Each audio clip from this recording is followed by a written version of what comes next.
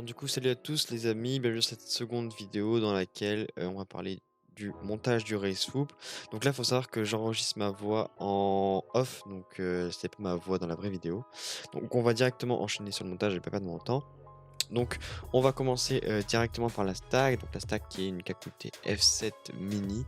On va l'ouvrir, vous voyez qu'il y a plein d'accessoires dedans, c'est super cool, quelques petits autocollants. Il y a également un petit condensateur. Voilà, bon, j'avais déjà présenté de façon, dans la vidéo pour les composants, donc je vais pas me répéter 300 fois, hein, je pense, vous allez voir les images par vous-même. Donc on va déballer tout ça, donc ouais, il y a le petit connecteur pour, plugger l'AFC aux ESC, donc c'est, bien pratique, franchement c'est bien sympathique. Il y en a un qui est de plus grande taille également, mais on va pas avoir besoin de l'utiliser, hein. Vous voyez quand même que cette FC elle est quand même, assez petite, hein. Là on va aller sur l'ordinateur directement pour voir si tout fonctionne bien. On va le connecter à l'ordinateur, mais avant on va lancer Betaflight parce que de base c'est, heu, une carte sur Betaflight. Donc on lance Betaflight, puis, on connecte l'AFC. Donc on a bien une FC qui s'allume et du coup voilà, on est directement, connecté sur Betaflight. On voit qu'on a une FC du coup qui réagit bien. Donc voilà, parfait. Ce qu'on va faire en premier, juste faire, un dump pour pouvoir, en gros c'est la sauvegarde complète de l'AFC, donc c'est la sauvegarde de base, donc on va pouvoir l'enregistrer au cas où, on a besoin de la remettre. Je vais l'enregistrer dans, non pas ici, dans drone, première dump F722 Kakute Olibro.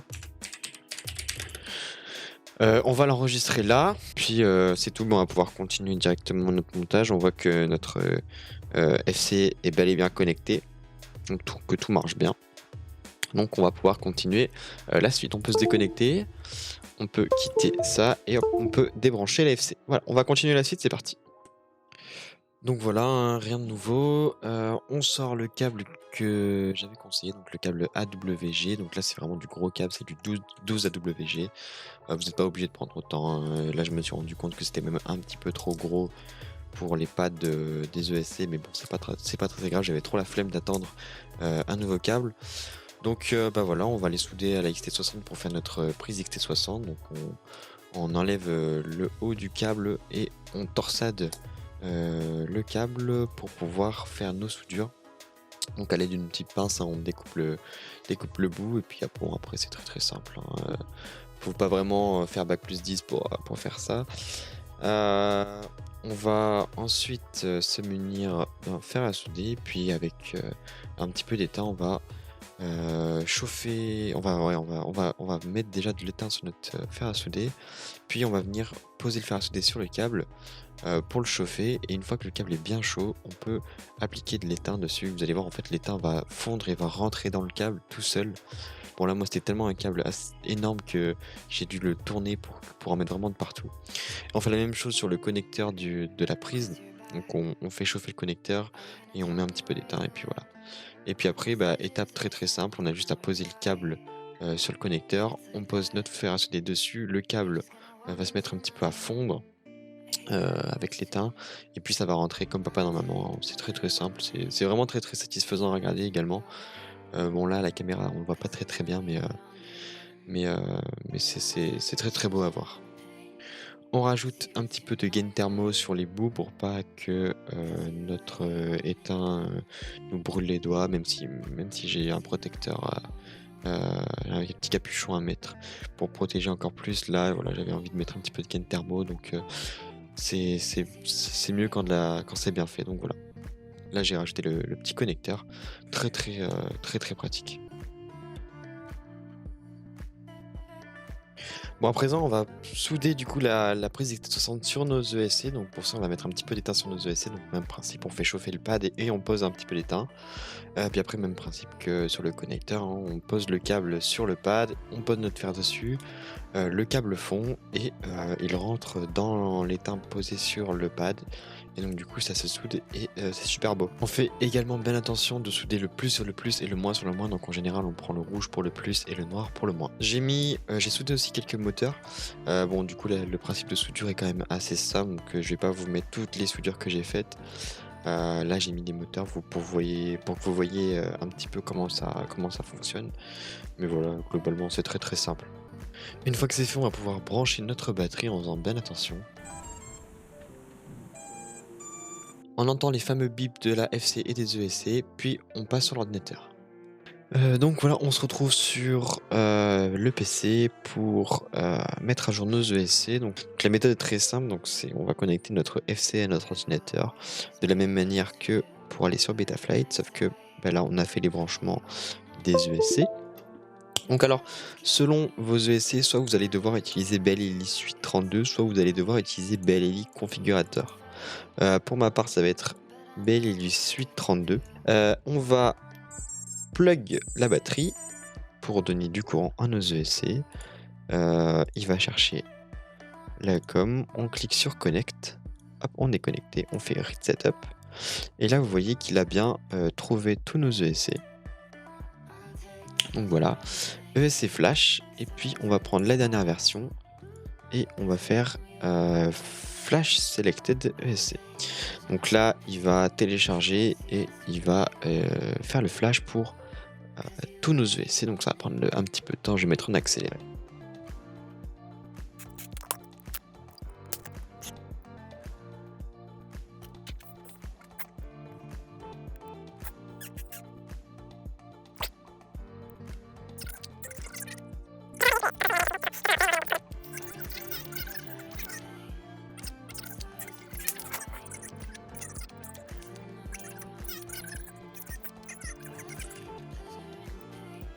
Donc voilà, c'est bon, donc nos ESC sont correctement flashés. On a notre petit message qui nous dit que tout est correctement flashé. Donc on a bien nos 4 ESC qui ont été mis à jour, qui ont été activés avec succès. Et puis voilà, donc on peut cliquer sur OK, on peut cliquer sur Disconnect. OK, donc ils nous ont mis un petit message comme quoi pour correctement les flasher, il faudra déconnecter et reconnecter nos ESC, donc c'est ce qu'on va faire. Donc on les déconnecte et on les reconnecte. Voilà, juste histoire qu'ils se mettent à jour.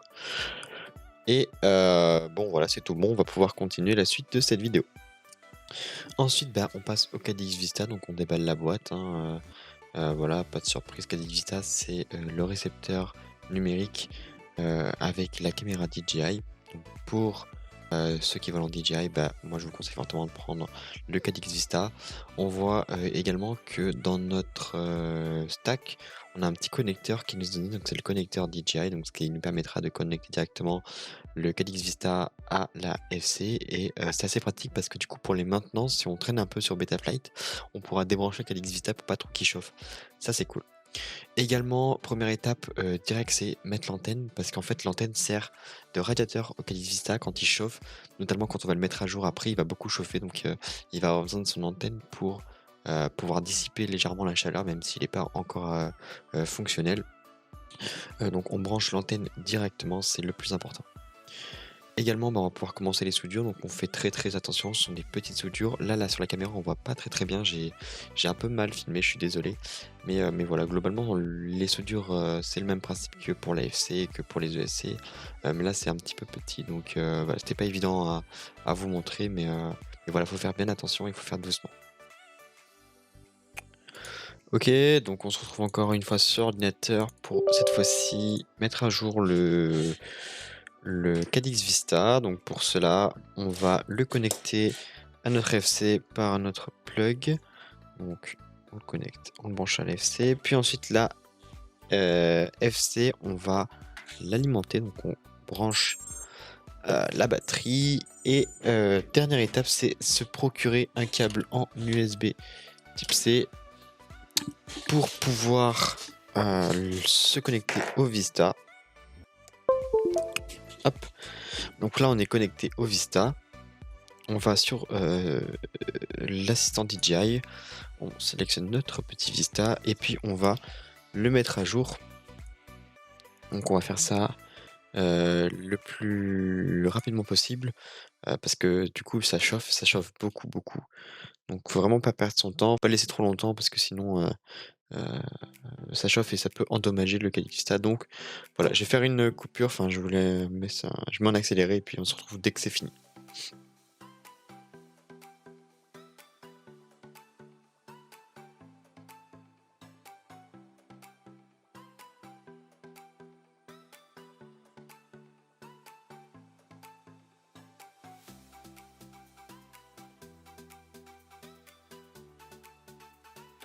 Donc voilà, bon là c'était fini le chargement, mais j'étais en vogue avec la team du 13, donc du coup je vais refaire ma voix off par-dessus. Donc voilà, une fois le chargement fini, bah, on peut quitter, on clique sur back en haut à droite et on peut se déconnecter, donc on peut débrancher le Calix Vista, on va pas le laisser chauffer plus longtemps.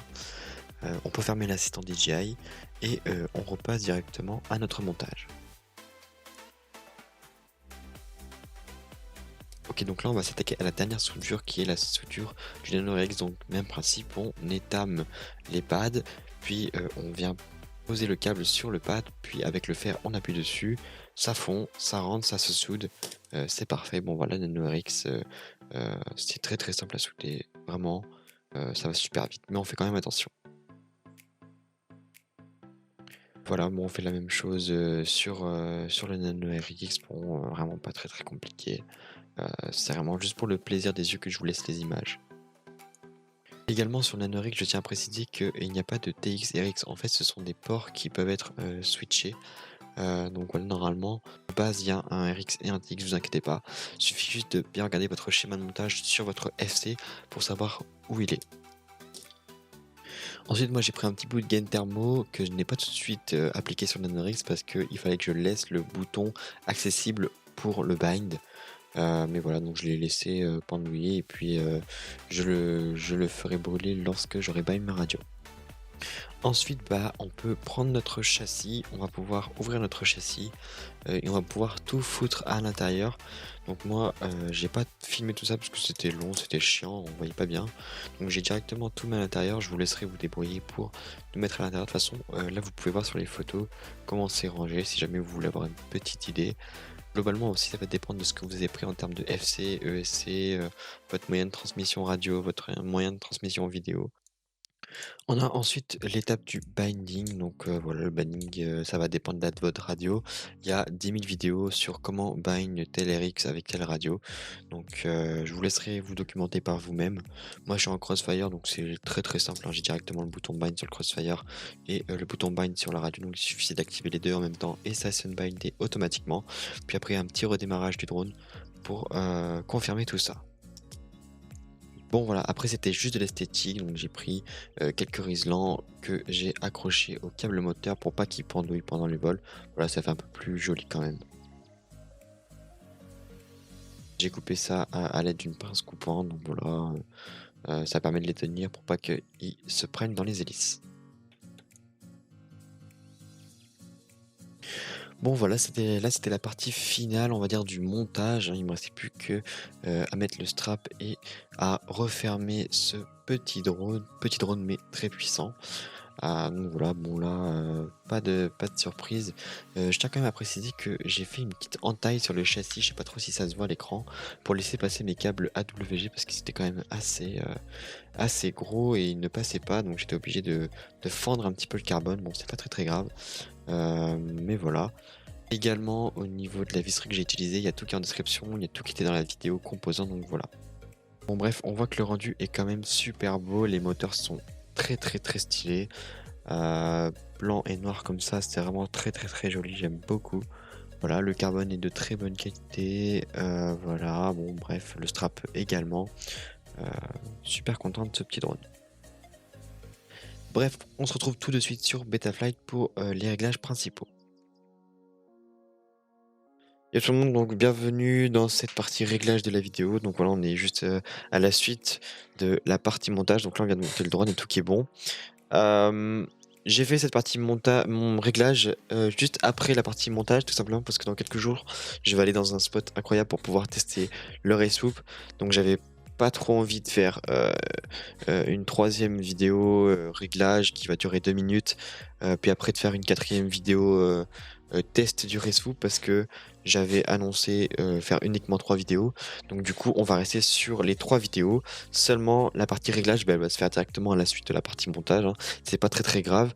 Et du coup, il y aura bien une troisième vidéo, mais une troisième vidéo qui sera test du ResFoop dans un spot incroyable, totalement adapté pour. Et je ferai essayer également le ResFoop à des gens qui n'ont jamais fait de ResFoop pour qu'ils nous disent leur sensation, ce qu'ils en pensent, tout ça. Bref, vous allez voir, ça va être très cool. Nous, on va juste configurer légèrement notre FC. Première chose à faire lorsque vous avez votre FC d'allumé, c'est calibrer l'accéléromètre. Donc moi, je l'ai déjà fait, hein, donc là, la FC est un peu sortie du cadre, donc du coup, elle est penchée, mais je l'avais déjà fait, donc voilà, faut que vous le fassiez pour pouvoir armer, parce que sinon, vous ne pourrez pas armer dès le début, c'est un peu dommage. Ensuite, on va dans l'onglet port, où on va venir sélectionner notre RX. Alors, j'ai branché mon Nano RX sur mon UART 2, donc je vais aller cliquer sur Serial RX juste ici. On sauvegarde et on redémarre. Voilà, on va aller dans la configuration. D-Shot 600, on laisse. D-Shot bidirectionnel, ça, on l'utilise. Pôle moteur, donc là, il va falloir compter les aimants sur ce moteur. Donc moi, j'en ai 1, 2, 3, 4, 5, 6, 7, 8, 9, 10, 11, 12, 13, 14. Moi, j'ai 14 aimants, donc on va laisser. Angle maximum pour armer, on met 180 pour pouvoir armer à 180. Au niveau du récepteur, on laisse en RX Series. Par contre, on est en Crossfire. Tout ça, on va pas trop toucher. Le beacon, hop, et beacon là-bas est réglé pour biper. Tout ça, on va pas toucher, on s'en fout un petit peu, on va laisser d'aller le plus rapidement possible. Alors, au niveau du récepteur, donc vu que moi c'est déjà bien réglé, normalement si tout est réglé, je vais aller chercher ma radio et une petite lipo. Appelez. Bienvenue sur Tango 2. Et on va mettre du jus dans la carte. Et vous pouvez voir du coup que c'est paramétré. Donc on a bien notre quad qui est parfaitement bindé. On a nos valeurs qui sont bien mises, donc ça va de 1000 à 2000. Donc ça c'est des configurations à faire hors que je vais pas faire dans cette vidéo. Il y en a plein sur YouTube, ça c'est pour paramétrer votre radio-commande. Vous avez plein de vidéos disponibles sur internet, donc moi je vais pas le faire. Au niveau des modes, alors moi je vais faire mes modes. Donc mon armement il va être situé là, sur cette plage là, donc lorsque je suis là, j'arme. Le mode angle, alors ajouter une plage. Le mode angle, c'est lorsque je suis là, voilà. Alors au niveau des moteurs, donc quand on arrive aux moteurs, là il faut toujours faire attention d'avoir les hélices d'enlever. Surtout ne jamais aller sur la page moteur lorsque vous avez vos hélices, sinon vous risquez de vous couper un doigt. Même s'il y a des ducts sur vos protections, il faut vraiment enlever les hélices à chaque fois. On va essayer de faire tourner nos moteurs, donc pour ça on va cliquer sur ça et... Ok, donc là tous nos moteurs tournent. On va ensuite essayer de les faire tourner dans le bon sens. Donc moteur 1 normalement, celui qui est en bas à droite. Ouais, c'est bon. Est-ce qu'il tourne dans le bon sens? Non, il tourne pas dans le bon sens. Donc mon moteur 1, il faudra que je change.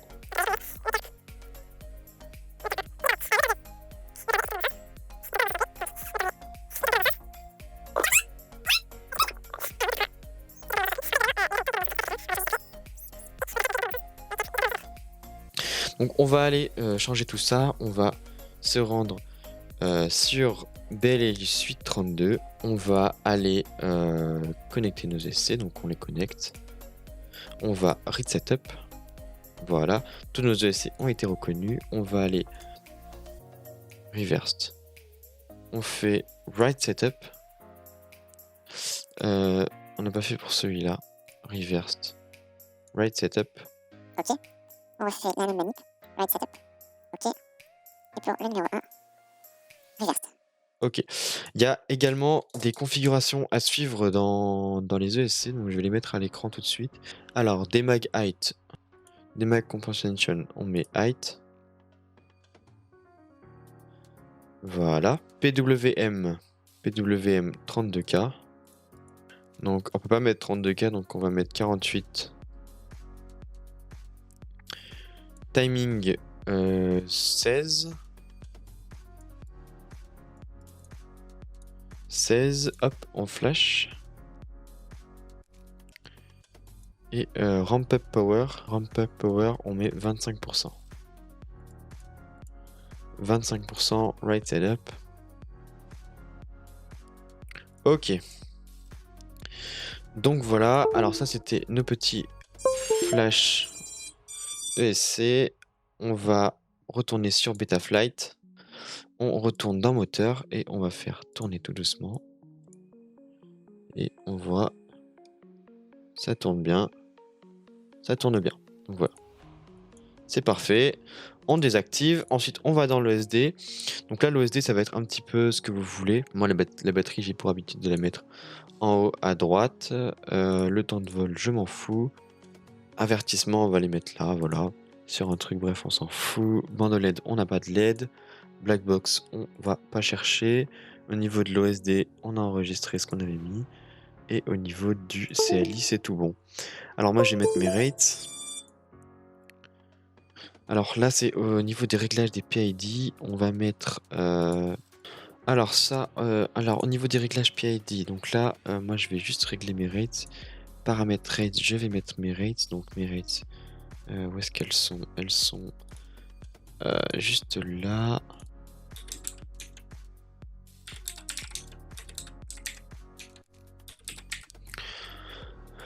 Voilà, alors on enregistre. TPA, on s'en fout. Limite de gaz, on s'en fout. Trot mid, on s'en fout pour l'instant. Là, ça va vraiment être juste pour pouvoir aller voler directement. Et puis voilà, bon, globalement, c'est bon. On a fait nos petits réglages essentiels. Après, au niveau des PID, vous pourrez regarder un petit peu sur Facebook, il y aura beaucoup d'informations qui seront données. Là, j'ai donné vraiment juste de quoi pouvoir paramétrer vos drones et le faire voler directement. Donc voilà, tout ça, j'ai vraiment pas rempli. Je me suis vraiment pas attardé sur les réglages PID, les réglages moteurs. J'ai vraiment mis tout en stock quasiment, juste mis mes rates et modifié 2-3 trucs. Vous allez avoir au fur et à mesure du temps des personnes qui vont partager leur profil PID avec vous. Vous allez avoir plein de presets également. Moi, vraiment, je vais pas perdre mon temps sur ça. Moi, le plus important là aujourd'hui, c'était vraiment de vous montrer comment monter un drone, qu'est-ce qu'il fallait faire, ce qui était un petit peu plus important, comment le régler assez rapidement pour pouvoir voler le plus rapidement possible. Donc voilà. Donc là, c'est tout bon. On peut faire une sauvegarde et on peut se déconnecter. Hop. On peut débrancher la batterie et également se déconnecter. On peut monter le quad et puis bah voilà, on se retrouvera pour la prochaine vidéo sur ma chaîne. Merci madame, dans laquelle du coup on s'occupera de faire voler ce petit drone et je vous montrerai un petit peu voilà à quel point ça vole bien. Je vous laisse du coup pour aujourd'hui. C'était Ray, j'espère que vous avez apprécié la vidéo. N'hésitez pas à vous abonner, à mettre un petit j'aime et un petit commentaire, ça fait super plaisir. Voilà, à plus.